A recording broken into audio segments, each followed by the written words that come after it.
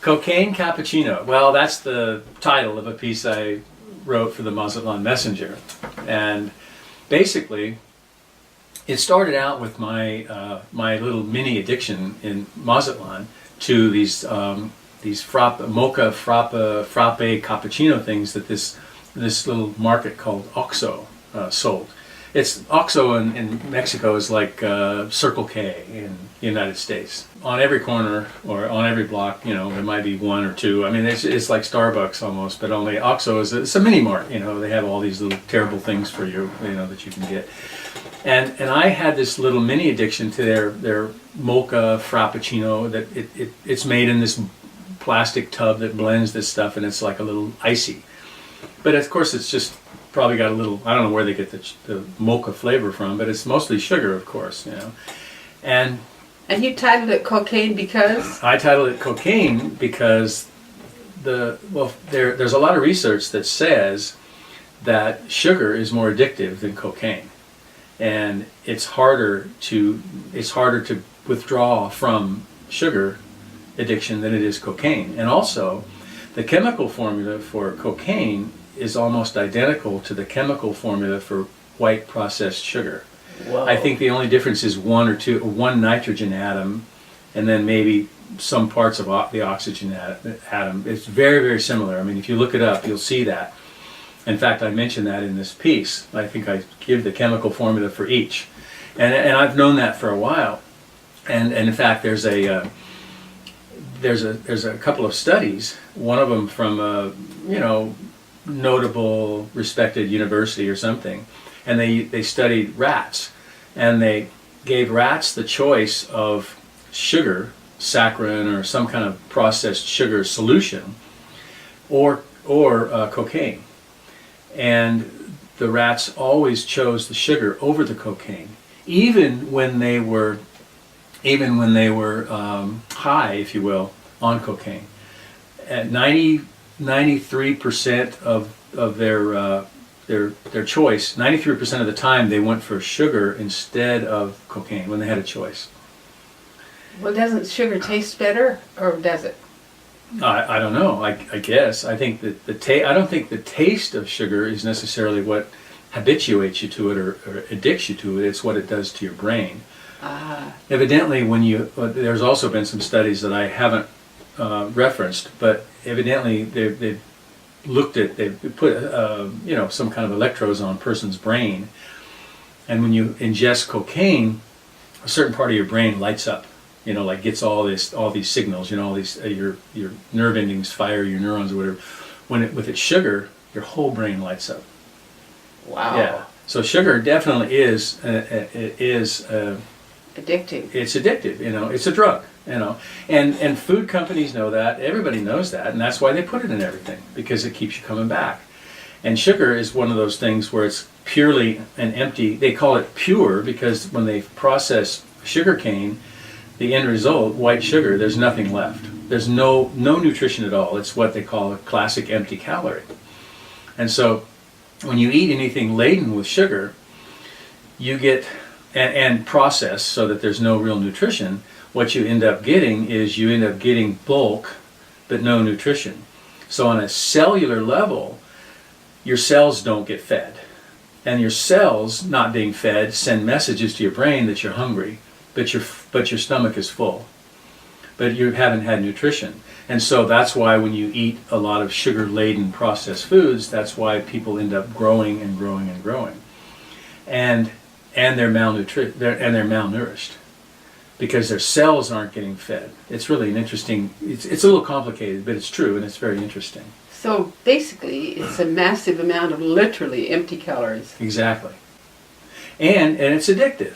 I stopped 3 times at an Oxxo because I wanted to get this cappuccino, And one of them didn't have it, it wasn't working, and I was like, and of course they're everywhere, so I got to stop along the way, and I had to stop and get that thing that it owned me, and I was enslaved to that, and I don't like that. I don't like having somebody own me, especially if it's a big food company. But my friend Roberto, it's funny because he would be driving, and And I would say, oh, look, I'm going to stop at the OXXO, and he would laugh and he'd say, oh, you need to get your sugar fix, huh? You know, and I go, well, yeah, I guess I do. And I was at Costco the other day here in Northern California, and I'm way better than I used to be. But you know, I had to go get their little mocha frappuccino, you know, at the little food bar there next to the pizza at Costco, and it's just crazy. It's just crazy.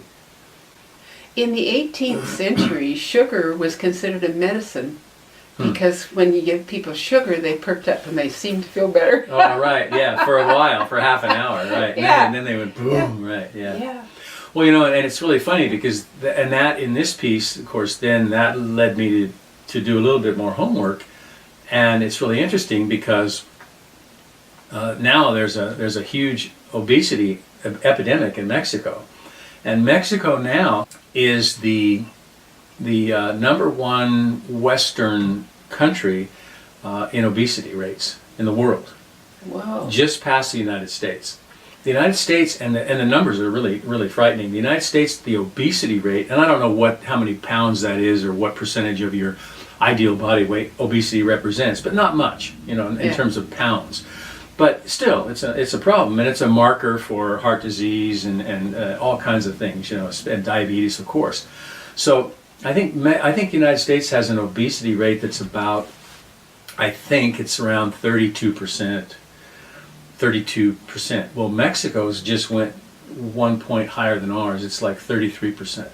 So Mexico's obesity rate is higher than the United States. The worst in the Western world. What's the primary contributor to that problem?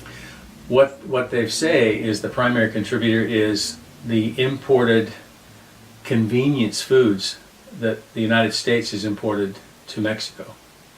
You know, I saw a film not long ago about the imported convenience foods in our own nation here on Indian tribe lands. Oh, yeah. They went into these stores and there was literally nothing perishable in the store. Right, right. Everything was fast food, you know, potato chips or candy or what, nothing perishable. Right. They had canned goods, but that is totally unhealthy. It was the only Right. food that was available, and that's why I'm asking you, is that applicable to Mexico's food? Oh yeah, more and more.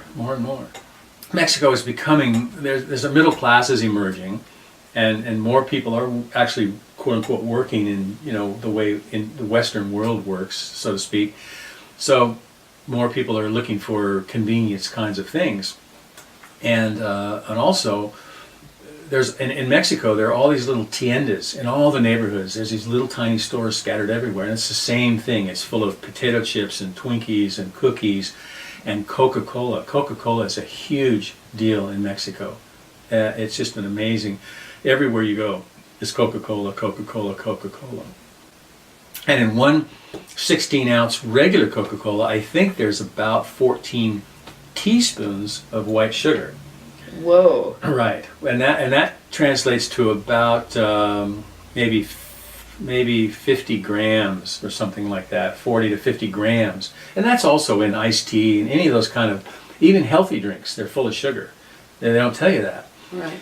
And the average healthy body can process and assimilate, metabolize about 4 grams of sugar in 24 hours. So anything over 4 grams basically is converted in your body to fat. And 4 grams is? 4 grams is about 1 level teaspoon. Wow, and that's it? That's it for 24 hours. That's if you're a normal, healthy body.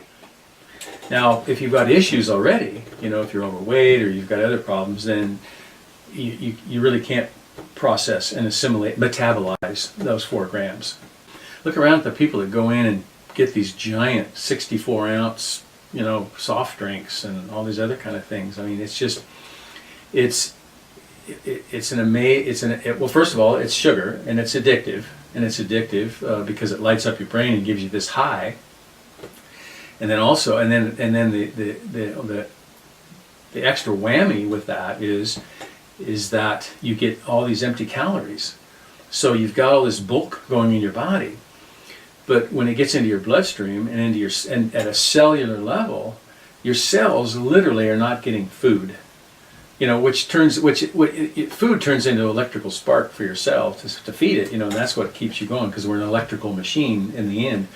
But what happens is without having good nutrition, you know, good whole food, raw typically is better. You know, your cells don't get fed, and each cell doesn't get fed. It sends a message to the brain or to its whatever it makes up, its organ.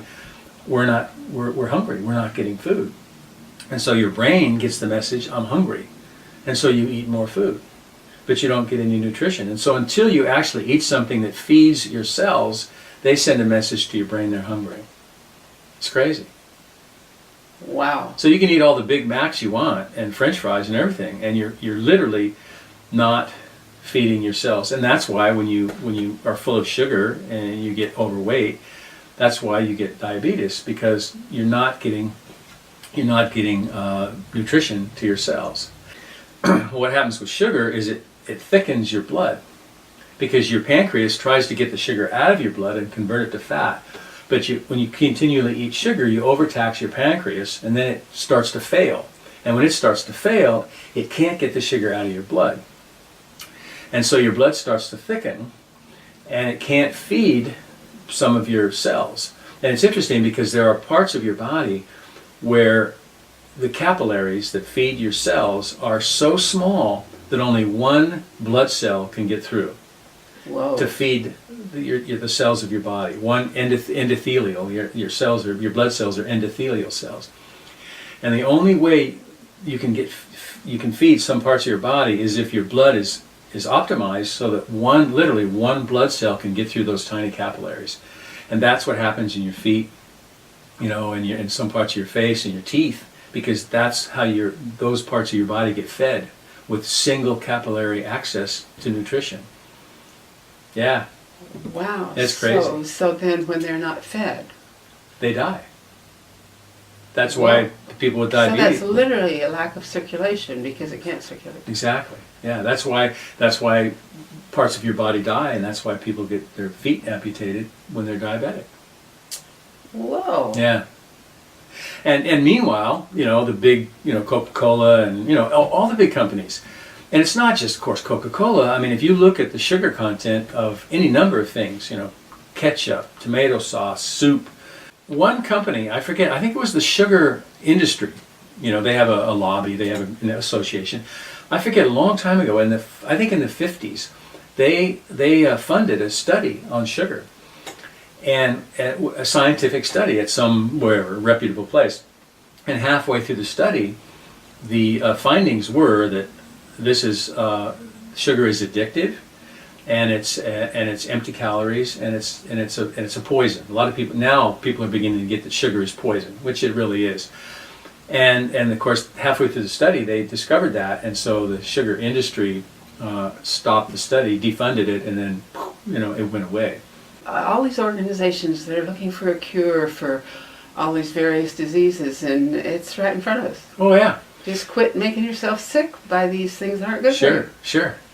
About 1939, Otto Warburg won a Nobel Prize in medicine for proving that cancer loves sugar, basically. Cancer feeds on sugar. Whoa. And he won a Nobel Prize for that in 1939.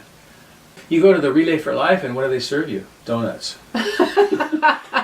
No, it's true. You know, I've talked to people locally here, and they refuse to go to the Relay for Life now because they promote cancer by feeding you donuts and junk food. You know, and now they've just started bringing apples and bananas. You know, like whoop-de-doo.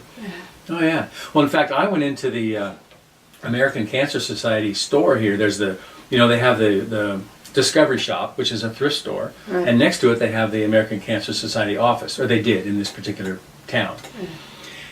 And I went in there one day because C's Candy is like heavily promoted, and they sponsor C's Candy sponsors, I guess, the Cancer Society. This is a couple years ago. I went into the office and I said, I'm just curious. And a lady came up to me and, oh, hi, you know, what can I do for you? And I said, well, I'm really curious because you sell all these C's Candies. They had all this candy was there to help fund, I guess some percentage went to the Cancer Society, right? Well, and C's Candies, they're smart, you know. I mean, they help they give Cancer Society a little bit of money to sell their candy to give more people cancer. So I went in late. I'm really confused because, in 1939, I told her in 1939, Otto Warburg won a Nobel Prize in medicine for proving that cancer thrives on sugar. And if you want to feed cancer, give it sugar, candy, white sugar, processed sugar. And she looked at me like I just stepped out of a spaceship from Mars. Right. Oh man, she was like, "What? And I said, "Well, you know that?" Well, I don't know. I mumbled something, and I said, "Well, can I speak to the person who runs this office? I'm just really curious. I'd like to understand what the logic is here." So she brought out the lady who ran that particular office, and I went through that again. And basically, she just politely told me, "Could I please leave?" In essence, I mean, she did not want to be confused by the facts. I mean, she did not want to have her world rocked. I mean, I'm just amazed, and that's very common in a lot of different ways. If it isn't financially feasible, or if it isn't beneficial for those involved, almost no people want to deal with an inconvenient truth. Oh, right. Now that's a heavy statement, but it's real. Mm-hmm. Not just in our country, worldwide. Right. Look, David, in history, ancient history, when a messenger brought a message that nobody wanted to receive, they just killed him. Right. Now they just ignore him. But they still Right. don't want the message. Right. Well, it's almost worse than ignoring. Now they defile Right. the messenger. Right. And now it's getting better, and some people are getting smarter about that. Right. But yeah, I've been criticized for the way I eat. Like I'll go on a ride. I went on a short road trip with a woman one time that I was dating, and we went to see some relatives. And it was an all-day road trip, and spend the night and come back. And I packed my stuff, and I've got my dried mango and my cashews and my almonds and all these little fruits and seeds and nuts and stuff like that. And she's like, you eat like a squirrel. And your cappuccino? No cappuccino. Yeah. Oh, no. So you started working on your own addiction. Yeah. Oh yeah. Well, this was. Yeah, and that's really my only addiction, of course, is the cocaine cappuccino, which I'm cutting back on. I'm paring back. Just check. Yeah, right.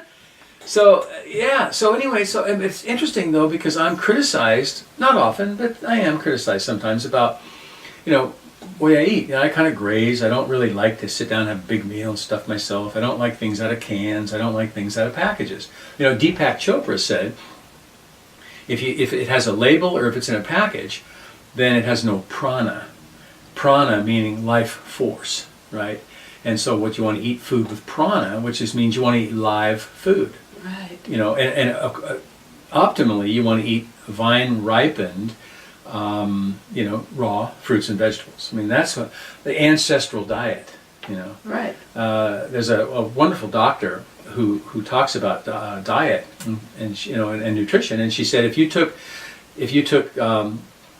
your ancestor into a modern grocery store, the only thing that they would recognize as food would be the fruits and vegetables and some of the seafood. And she said, and that's exactly the problem your cells have. Because when you put anything else in your body, your cells don't recognize it as food. Because it isn't. Yeah. Right. Oh, it's fascinating. Yeah. Wow. Yeah. But meanwhile, put all the Captain Crunch on the lower shelves and the Frosted Flakes and all those things so the kids can see it and make mom and dad get it and buy it, and it's laden with sugar. Right. And then of course, food, big food is not stupid, like big pharma is not stupid. And it's all about corporate bottom line. And if we can get the population addicted, then who cares about what happens tomorrow? Yeah, it's crazy. And that's become a way of life far too often. Oh yeah. Hooray for me today. And if you're dumb enough to let me do it to you, it's your fault, not mine. Right. Which of course is absolutely ridiculous, because then you not only do it to other people, but you transfer your guilt onto them as well. They Right. can have the problem and the guilt for my behavior, right, yeah. as if that were a reality. Yeah. Find somebody that is uninformed and ignorant, take advantage of them, and blame them because they didn't know and they let you. Mm-hmm. That's just like this case on TV. I was watching this guy who was in for domestic violence. He's a big guy. And he doubled up his fist and he hit this woman that wasn't even up to here on him, and she's just little. And so he was, in his defense, said, she made me do it. She made me hit her. And I got to laughing because I can just imagine that she grabbed him, held him down, took his fist and beat herself in the face with it until her face was bloody. And he had no control. He couldn't help it. Right, He right. could not get out of her fearsome clutches. I got thinking, this is really, it was so dumb. It was really off the wall. But Yeah. this is the same way. Yeah. Oh, yeah. There's no responsibility involved, Right. and no guilt, and no shame, and no humanity. And it's okay, allegedly. How did we get there? I don't know. That's a good question. But I think, excuse me, I think that, I think the food industry figured out, in regard to what we're talking about, they figured out how they could get people addicted to whatever they're selling. Put a little sugar in it, or a lot of sugar, Look at a Sobe or and some of these these power drinks and whatever, they're full of sugar. So you drink one, you feel great for 35 minutes, and then you crash and you gotta have another one. Right. Yeah, it's just crazy. Well, and it's funny, my friend Roberto, my dear friend Roberto, who, by the way, just had a baby boy, and he named his son after me. Well, congratulations. All right. His wife, God love her, Ulia, she's a wonderful lady. She loves Coca-Cola. And she goes to the tienda, and if Roberto, you're watching, I keep telling you. And I keep telling him, Roberto, you've got to stop her from drinking all that Coke, and their kids to the degree they do. I said, you've got to stop that. And he said, I've tried, David, I just can't. She just won't. Well, she's addicted. Yeah. And he knows it, and we've talked about it. Yeah. So it's nothing new. He'll probably see this. So it's nothing new, but how do you deal with that? I mean, that's his wife, that he loves dearly, the mother of his children, his young children. Yeah. And she needs to be around. And every time she drinks the bottle of that Coca-Cola, she's reducing her chances of being around for her kids and her husband. It's sad. I don't think people are really aware of it. I really don't. I think that this is really information that's going to be shocking to a lot of people. Mm-hmm.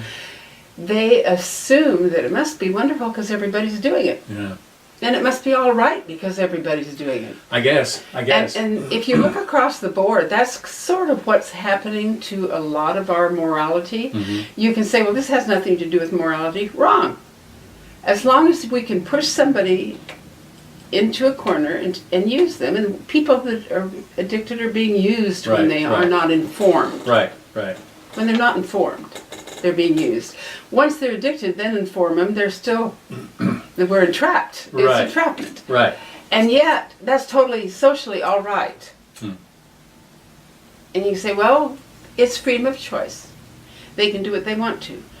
But when you don't know what you're doing and you're enticed, is it freedom of choice? Well, no, I don't think so. If you're uninformed, right. If it's not an informed choice, I don't think it's freedom of choice. Exactly. I think it's an act of ignorance. Right. And who's responsible for that? Who knows?